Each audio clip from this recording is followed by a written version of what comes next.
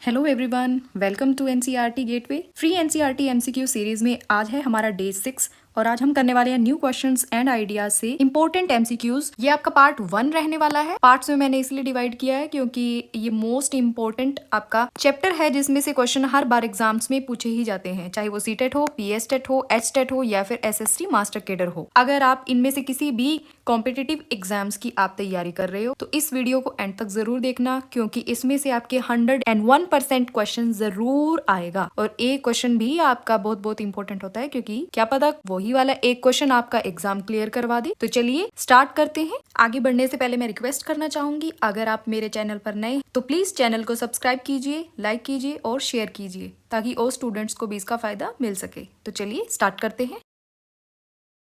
आज का first question देखिए। फर्स्ट क्वेश्चन क्या कहता है, who was the founder of Buddhism. Buddhism यानी बौद्ध धर्म के फाउंडर संस्थापक कौन थे? ए चंद्रगुप्त मौर्य, अशोका, महावीरा, गौतम बुद्ध। तो as you already know, founder of Buddhism was option D. यहाँ पे आपका करेक्ट आंसर रहने वाला है गौतम बुद्ध। जी हाँ, गौतम बुद्ध क्या है?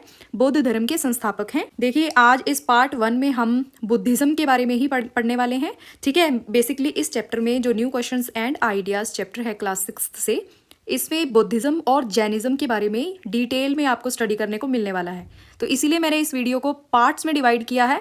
आज वाले पार्ट में हम ओनली बुद्धिज्म के बारे में पढ़ेंगे, यानी गौतम बुद्ध से रिलेटेड जितना भी इससे रिलेटेड क्वेश्चंस हैं सभी एक वीडियो में आज आपको कवर करवा दिए जाएंगे। इससे बाहर आपको पढ़ने की कोई जरूरत नहीं है। ठीक है, चलिए सेकंड क्वेश्चन देखते हैं। Gautam Buddha was born in. अब यहाँ पे गौतम बुद्ध जी का जन्म पूछा गया है, कब हुआ था। यहाँ पे टाइपिंग मिस्टेक है, ये ऑप्शन 2 टाइम आपका रिपीट हो चुका है। ठीक है, 483 BCE, 563 BCE, 528 BCE। तो गौतम बुद्ध जी का जन्म कब हुआ था? 563 BCE में हुआ था। ठीक है, ये जो आपका ऑप्शन 483 है, ये क्या है, ये कौन सी डेट है? ये गौतम बुद्ध की डेथ की डेट है। ठीक है, 483 में क्या हुआ था? गौतम बुद्ध जी ने अपने प्राणों को त्यागा था। चलिए नेक्स्ट देखिए, who is the mother of Gautam Buddha. Buddha की यहाँ पे माता जी का नाम पूछा गया है कि इनमें से बताइए गौतम बुद्ध की माता जी कौन है। ए महाप्रजापति गौतमी, बी यशोधरा, सी माया देवी, डी कुंती। ऑप्शन सी यहाँ पे आपका करेक्ट आंसर रहने वाला है माया देवी। तो गौतम बुद्ध की मदर कौन थी? माया देवी थी। और यहाँ पे ये ऑप्शन नंबर ए में आपको देखिए, ये सुना होगा आपने महाप्रजापति गौतमी, ये कौन थी? ये इनकी मासी थी, यानी इनकी माता माया देवी की बहन थी। जब भगवान बुद्ध का जन्म हुआ था तो उनकी माता माया देवी की डेथ हो गई थी, तो इनका पालन पोषण किन्होंने किया था? महाप्रजापति गौतमी ने इनका पालन पोषण किया था। ठीक है, तो ये क्वेश्चन भी आ जाता है आपका कि गौतम बुद्ध जी की पालन पोषण किसने किया था? तो महाप्रजापति गौतमी ने किया था, जो कि इनकी मासी थी। यशोधरा कौन थी? यशोधरा देखिए इनकी वाइफ थी। ठीक है, कुंती ये इनसे रिलेटेड नहीं है, ये महाभारत से रिलेटेड है। यशोधरा कौन थी? इनकी वाइफ थी। इनकी वाइफ थी और इनका एक बेटा भी था जिसका क्या नाम था? राहुल। तो गौतम बुद्ध जी के एक पुत्र थे, उनका नाम था राहुल और वाइफ थी यशोधरा। मैं ऑप्शन से आप साथ के साथ बताती जाऊंगी। और इनका जन्म कहाँ पे हुआ था? लुम्बिनी वन में हुआ था। कहाँ पे हुआ था? लुम्बिनी। लुम्बिनी फॉरेस्ट कहाँ पे है? ये आज नेपाल में है ये। ठीक है, तो गौतम बुद्ध का जन्म हुआ था लुम्बिनी में और 563 में इनका जन्म हुआ था। चलिए नेक्स्ट देखिए। फोर्थ क्वेश्चन क्या कह रहा है, the father of Buddha was. पहले इनकी मदर पूछी, अब कौन पूछा है? फादर। बुद्ध जी के फादर कौन है इनमें से? ए बिंबिसार, बी शुद्धोधन, सी सिद्धार्थ, डी चंद्रगुप्ता। चलिए फटाफट से बताइए इसका आंसर। तो फोर्थ क्वेश्चन का आपका करेक्ट आंसर है option number B, Shuddhodana. Shuddhodana इनके फादर थे। और जो सिद्धार्थ यहाँ पे दे रखा है ऑप्शन में, ये इनका ही नाम था। इनका जो बचपन का नाम था ना, वो सिद्धार्थ था। ठीक है, ये इनका चाइल्डहुड नेम है। चलिए नेक्स्ट फिफ्थ क्वेश्चन देखिए, Buddha belong to which clan. Clan बोलते हैं वंश को या फिर गोत्र को, फैमिली को। ठीक है, तो वो कौन से वंश से बिलोंग करते थे? मौर्य वंश, गुप्ता वंश, शाक्य या फिर नंद वंश। तो आपने सुना होगा भगवान बुद्ध कौन से क्लैन से संबंधित थे? शाक्य गण से संबंधित थे। वो शाक्य क्लैन से संबंध रखते थे। अगर आपसे इसकी राजधानी पूछ ली जाए तो कौन सी थी? कपिलवस्तु। ये शाक्य जो इनका साम्राज्य था, वंश था, डायनेस्टी थी। ठीक है, वहां की ये कैपिटल थी कपिलवस्तु। नेक्स्ट सिक्स क्वेश्चन क्या कह रहा है, Gautam Buddha left his home at the age of. Gautam Buddha ने अपना घर का त्याग, अपने गृह को त्यागा कब था? 25, 29, 35, 40। यानी जब गौतम बुद्ध जी ने अपने घर का त्याग किया था तब उनकी आयु कितनी थी? तो ऑप्शन बी यहाँ पे आपका करेक्ट आंसर रहने वाला है at the age of 29 Gautam Buddha left his home. 29 वर्ष की आयु थी तब उन्होंने घर का त्याग किया था। और इन्होंने अपने घर का त्याग क्यों किया था? क्योंकि ये सच को ढूंढना चाहते थे, जिसको निर्वाण इन्होंने बोला है, मोक्ष की प्राप्ति इन्होंने बोली है। देखिए, इनकी लाइफ से जुड़ी एक बहुत ही दिलचस्प कहानी है। एक दिन क्या हुआ, जैसे ये महलों में रहते थे, है ना, तो एक दिन ये गए अपने मित्र चन्ने के साथ। गौतम बुद्ध जी का इनका फ्रेंड था चन्ना, उनके साथ ये गए बाहर। तो इन्होंने दृश्य देखा। यूजुअली ये कभी महलों के बाहर जाते नहीं थे, लेकिन एक दिन ये गए, शहर में गए, तो इन्होंने 4 ऐसे इंसिडेंट्स देखे जिनसे इनके मन पर बहुत बड़ा प्रभाव पड़ा। तो कौन कौन से इंसिडेंट थे वो? पहला इन्होंने देखा था एक वृद्ध व्यक्ति को, ठीक है, एक ओल्ड मैन को इन्होंने देखा जो कि बहुत वृद्ध हो चुका था। उसके बाद इन्होंने एक बीमार व्यक्ति को देखा, ठीक है, बीमार व्यक्ति को देखा। थर्ड इन्होंने देखा एक डेड बॉडी को।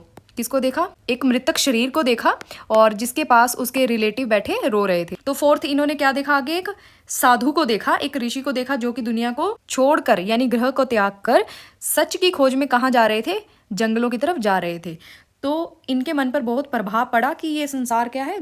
दुखों से भरा हुआ है। और दुखों का कारण क्या है? दुखों का मेन कारण है हमारी जो इच्छाएं होती हैं।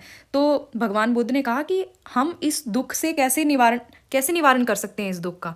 तो इन्होंने कहा कि अगर हम अपनी इच्छाओं पर काबू पा लें तो क्या हो सकता है? दुख दूर हो सकते हैं। तो भगवान बुद्ध के जो जीवन का मेन ऑब्जेक्टिव था या एम था वो क्या था? निर्वाण प्राप्ति थी। क्या थी? निर्वाण प्राप्ति, यानी मोक्ष को प्राप्त करना। इसीलिए वो कहाँ गए थे? अपने घर को त्याग करके जंगलों में चले गए थे। वहां पे उन्होंने तपस्या की, इधर उधर गए। तो तकरीबन 6 साल की तपस्या करने के बाद इनको ज्ञान की प्राप्ति हुई थी। तब उनकी एज कितनी थी? 35 वर्ष थी। यहाँ पे जो ऑप्शन में 35 दे रखा है ना, ये इनकी क्या थी? जब इनको निर्वाण की प्राप्ति हुई थी, यानी ज्ञान की प्राप्ति जब इनको हुई थी, तब इनकी आयु कितनी थी? 35 साल थी। तो ये भी आपका मोस्ट इंपोर्टेंट क्वेश्चन बन जाता है, इसे भी आप नोट कर लें जरूर। नेक्स्ट देखिए question number 7, Mahatma Buddha attained enlightenment at. Enlightenment का मतलब ज्ञान की प्राप्ति होना, ठीक है। तो इनको ज्ञान की प्राप्ति कहां पर हुई थी? ए लुम्बिनी, बी बोध गया, सी Sarnath, D Rajgir.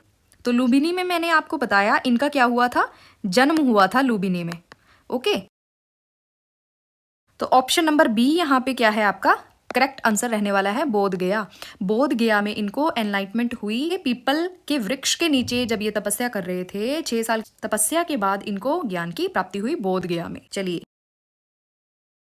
8th question पूछ रहा है आपका, Buddha's first sermon was given at. Sermon होता है उपदेश देना।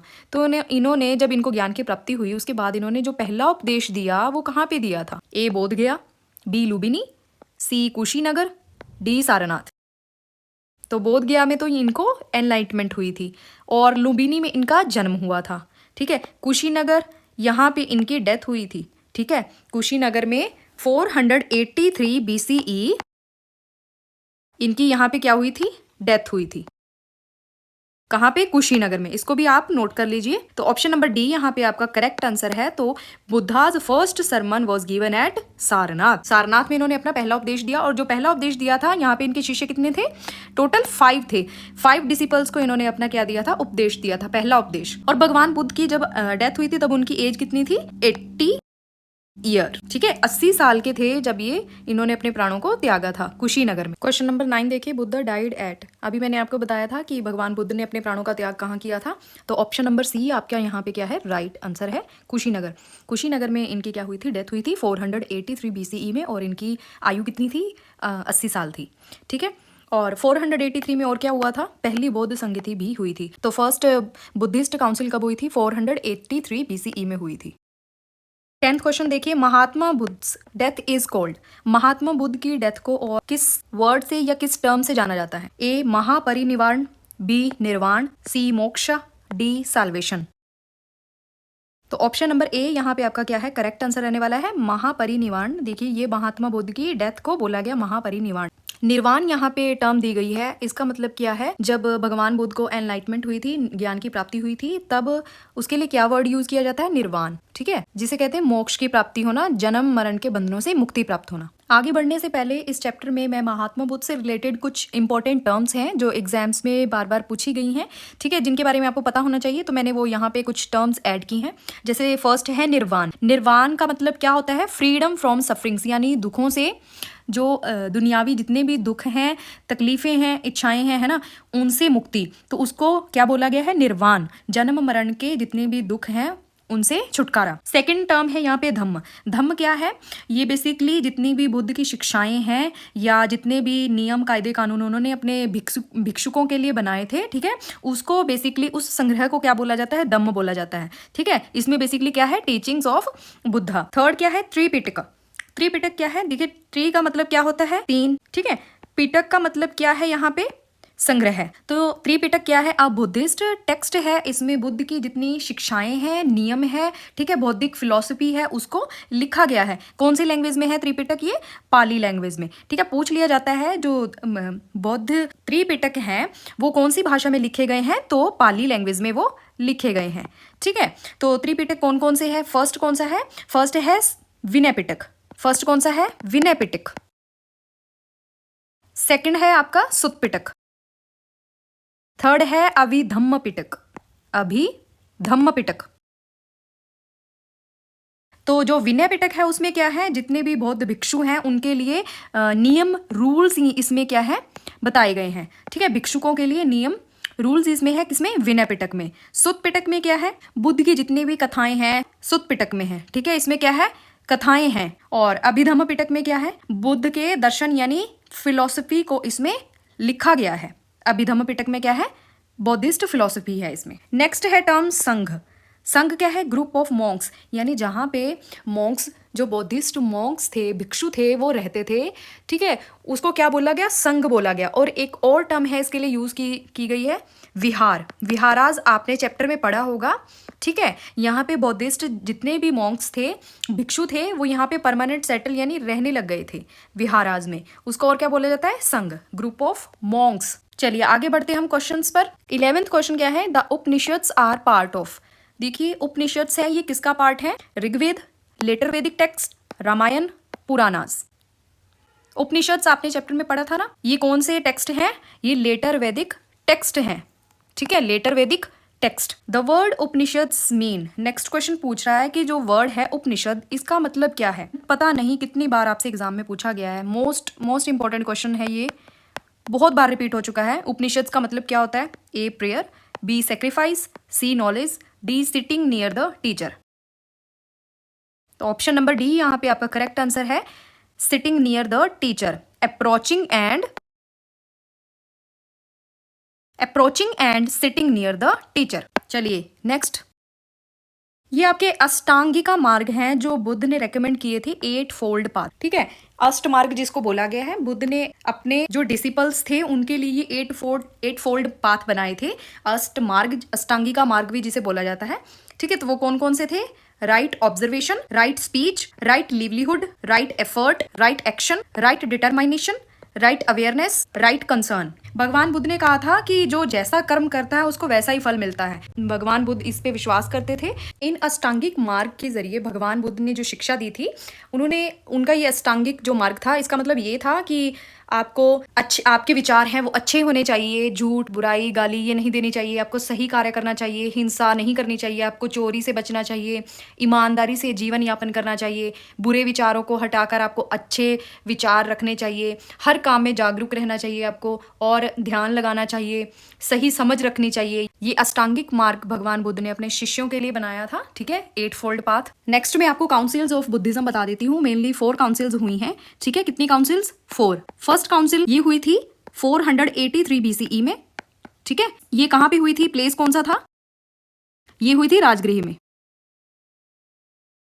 ठीक है। और चेयरमैन कौन थे उस समय? जो चेयरमैन थे फर्स्ट काउंसिल के, महाकश्यप थे। कौन थे? महाकश्यप। किंग कौन थे? अजात शत्रु। अजात शत्रु। बौद्धिस्ट काउंसिल से एग्जाम में क्वेश्चन पूछ लिए जाते हैं। फर्स्ट बौद्धिस्ट काउंसिल कब हुई थी? 483 BCE में हुई थी। कहाँ पे हुई थी? राजगृह में हुई थी। चेयरमैन कौन थे? महाकश्यप थे। और राजा कौन थे? अजातशत्रु। सेकंड बौद्धिस्ट काउंसिल कब हुई थी? 383 BCE। सेकंड काउंसिल हुई थी और कहाँ पे हुई थी? वैशाली में। वैशाली में हुई थी। और चेयरमैन कौन थे? साबाकामी। कौन थे? साबाकामी। और राजा कौन थे? Kalashoka. Third Buddhist council 250 BC में, ये हुई थी पाटलिपुत्र में। ठीक है। और चेयरमैन कौन थे? मोगलीपुत्र। और किंग कौन थे? अशोक। ठीक है। फोर्थ काउंसिल कब हुई थी? 72 एडी में, ये हुई थी कश्मीर में। और चेयरमैन कौन थे? वसुमित्र थे। और वाइस चेयरमैन से भी क्वेश्चन पूछा गया है पहले, तो कौन थे? अश्वघोष। कौन थे? अश्वघोष। अश्वघोष। किंग कौन थे? कनिष्क। तो ये 4 बौद्धिस्ट काउंसिल्स हैं आपकी। First 483 BC, second 383 BC, third है 250 बीसी, फोर्थ है 72 एडी। तो स्टूडेंट्स, इस पर्टिकुलर एक वीडियो में मैंने पूरा बौद्ध धर्म के बारे में, महात्मा बुद्ध के बारे में आपको सारा डाटा आपको क्लियरली समझा दिया है। अगर फिर भी आपको कोई टॉपिक समझ ना आया हो, ठीक है, कोई टर्म रह गई हो, तो प्लीज मुझे कमेंट करके जरूर बताना। मैं आपके कमेंट का रिप्लाई जरूर करूंगी।